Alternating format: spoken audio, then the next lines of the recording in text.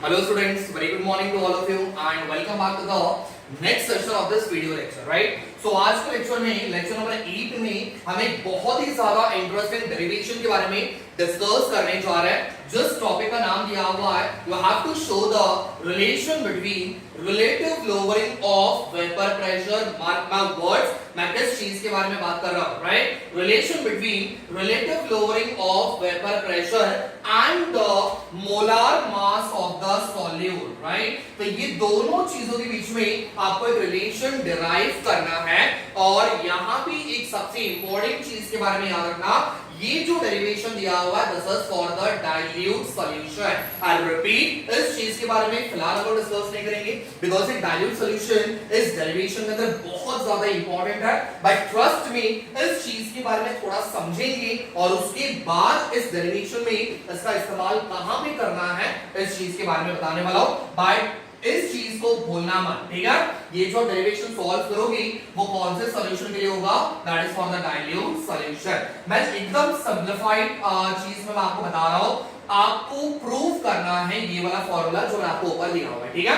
Relation जो दिया हुआ है relative lowering of vapour pressure and the molar mass of the solute, which means आपको ये वाला डेरिवेशन सॉल्व करना है and which is again a very important derivation. अगर ये पेपर में क्वेश्चन आता है सो 2 to 3 मार्क्स के लिए आपको ये पेपर में कंफर्म क्वेश्चन पूछेंगे। Is that clear? सो ये क्वेश्चन आपको कई तरीके से घुमा फिरा के भी आता है या फिर कभी-कभार आपको डायरेक्टली पेपर में show that the following thing आपको यहां पे दिया रहेगा, ठीक है? और एल्स जैसा मैं आपको दिया हुआ है derive an expression for या फिर derive a relation between relative lowering of vapor pressure and the molar mass of the solute, right? तो आज का लेक्चर जो है ये बहुत ही ज्यादा इंटरेस्टिंग होने वाला है एज वेल एज आपके लिए बहुत ज्यादा इंपॉर्टेंट लेक्चर होने वाला है, राइट? तो विदाउट वेस्टिंग टाइम शुरुआत करते हैं इस चीज को डिराइव कैसे करेंगे, राइट? अगर बच्चों आपने प्रीवियस वीडियो लेक्चर वगैरह देखा रहेगा जिसमें मैंने आपको बताया था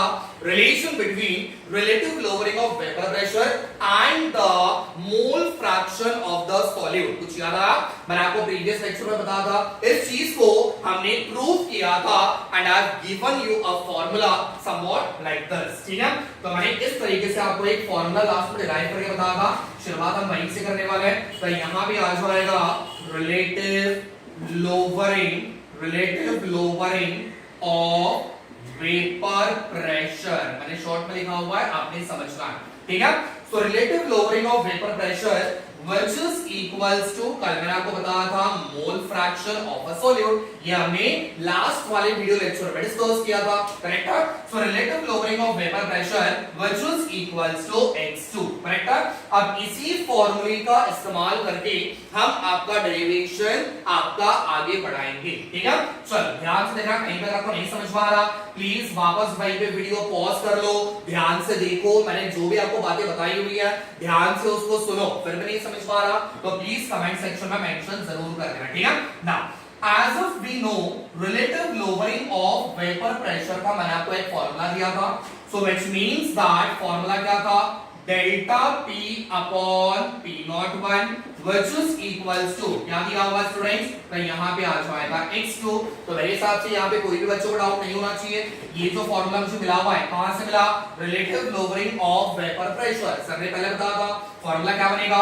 delta P upon P01, right? Now what is this delta P? Students ये डेल्टा P का मतलब क्या होता है? डेल्टा P का मतलब lowering of vapour pressure, exactly correct. तो डेल्टा P का मतलब लोअरिंग ऑफ वेपर प्रेशर बन जाएगा और इसका फॉर्मूला भी मैंने आपको बताया था, the formula was delta P is equals to P01 minus P upon P01 which is equals to x2, correct है? यहां तक समझ में आ गया? तो गाड़ी को बस थोड़ा सा रिवर्स गियर में डाल दो और आपके पास फॉर्मूला ये वाला बन जाएगा।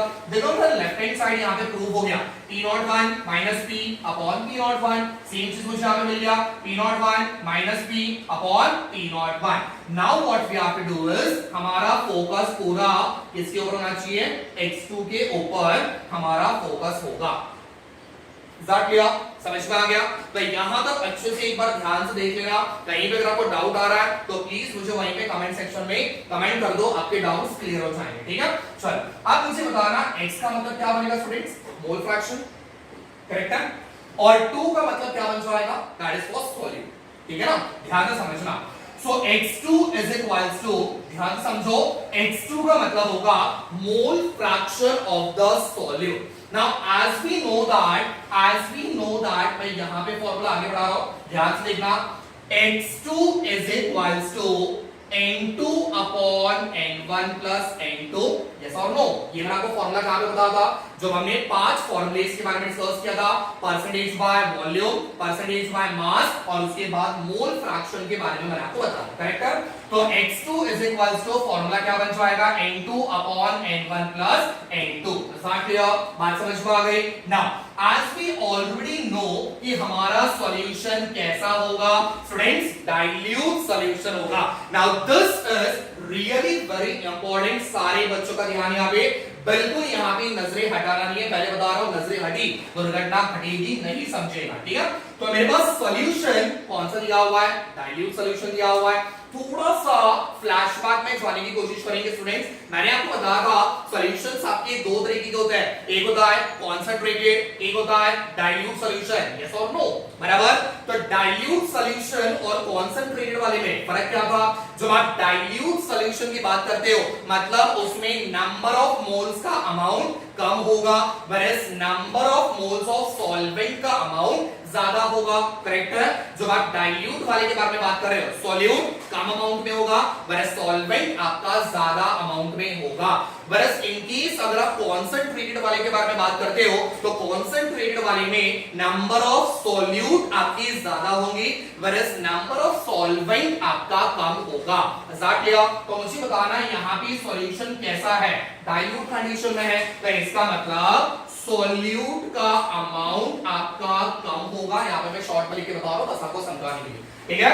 तो सॉल्यूट आपका कम होगा, whereas सॉल्वेंट का अमाउंट आपका ज्यादा होगा।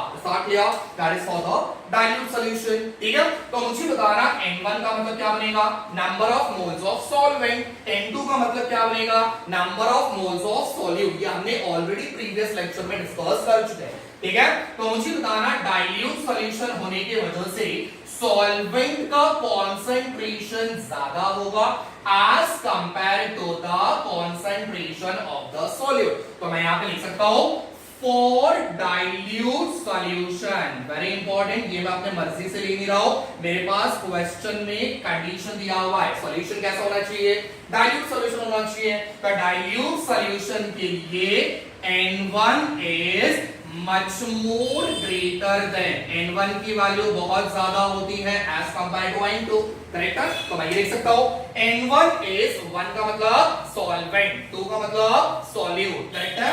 तो N1 की वैल्यू N2 से बहुत ज्यादा हो जाएगी, तो जिसकी वजह से therefore N2 is neglected, correct है। तो N2 को हमने क्या कर दिया स्टूडेंट्स, नेग्लेक्ट कर दिया।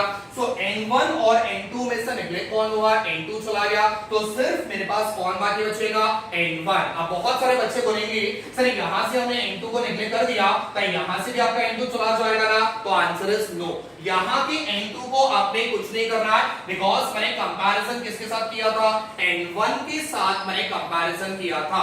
दिस इज डिफरेंट, ये आपका अलग है, और नीचे आपके सॉल्यूशन की बात चल रही है। तो जब आप N2 को निकालोगे तो स्टूडेंट्स नीचे वाले में से आपको N2 को निकालना है, ना कि ऊपर वाले में से, क्लियर। तो ऊपर वाले को सेम आंसर रखोगे, उसमें कोई चेंजेस करना नहीं है। So therefore the equation becomes, फटाफट, so x2 is equals to, ऊपर वाले को बिल्कुल छेड़ना नहीं है, सेम आंसर लिखोगे। So N2 upon N1, और N2 में से निकले कौन हुआ, so N2 चला गया, तो मेरे पास क्या बाकी बचा, so we have N1, clear, समझ में आ गया। तो x2 is equals to N2 upon N1। Now everyone knows that number of moles का फॉर्मूला क्या होता है, so number of moles is equals to mass upon molar mass। अब एक चीज याद रखो स्टूडेंट्स, मैं यहाँ पे बाजू में लिख रखता हूं, मास जहां पे आपको दिया रहेगा आप उसको रिप्रेजेंट करोगे W से, whereas मोलार मास अगर आपको दिया रहेगा तो आप उसको रिप्रेजेंट करोगे कैपिटल M से। इज दैट क्लियर, समझ में आ गया। मास अगर आपको दिखाई दिया तो आपको रिप्रेजेंट करना है W से, whereas मोलार मास अगर आपको दिखाई दिया तो आप उसको रिप्रेजेंट करोगे कैपिटल M से। Now if it is a solute, अगर आपको सॉल्यूट दिया हुआ है तो ये बन जाएगा W2 और ये बन जाएगा आपका M2। वरस अगर आपको सॉल्वेंट दिया हुआ है तो ये बन जाएगा W1 और ये बन जाएगा आपका M1। Is that clear? समझ में आ गया? तो बस इतना ही करना है, बाकी कुछ नहीं है। ठीक है, चलो अब इसको सॉल्व करेंगे। फटाफट मुझे बताना N2 का मतलब क्या बनेगा? Number of moles of solute. Correct है, number of moles of solute. मैं डायरेक्टली बता रहा हूं, ध्यान से आप समझो। ठीक है, चलो N का मतलब बन जाएगा नंबर ऑफ मोल्स। तो नंबर ऑफ मोल्स का फॉर्मूला क्या बनेगा? Mass upon molar mass. मास का सिंबल क्या लगाओगे? तो यहां पे आ जाएगा W अपॉन मोलार मास का सिंबल क्या लगाओगे? Capital M। करेक्ट है। अब मुझे बताओ N के नीचे क्या दिया हुआ है? 2। तो ये बन जाएगा सॉल्यूट। तो यहां पे भी आ जाएगा W2 और यहां पे भी आ जाएगा M2। क्लियर? चल होल डिवाइडेड बाय, वापस नीचे मेरे पास क्या दिया हुआ है? N1। तो N के लिए हम लोग क्या करेंगे? यहां पे आ जाएगा W अपॉन N। क्लियर? चलो इस बार मेरे पास सॉल्वेंट दिया हुआ तो यहां पे आ जाएगा W1 और यहां पे आ जाएगा N1। सो फार सारे बच्चों को समझ में आ गया? अब मुझे बताना ये वाला पूरा टर्म नीचे डिवाइड हो रहा है, अगर मैंने उसको ऊपर शिफ्ट कर दिया तो डिवाइड क्या हो जाएगा? इनटू।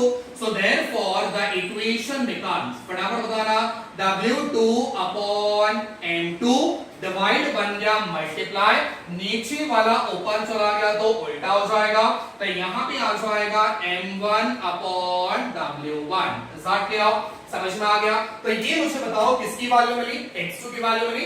अब इसी x2 की वैल्यू को हम इस वाली इक्वेशन में सब्स्टिट्यूट करेंगे।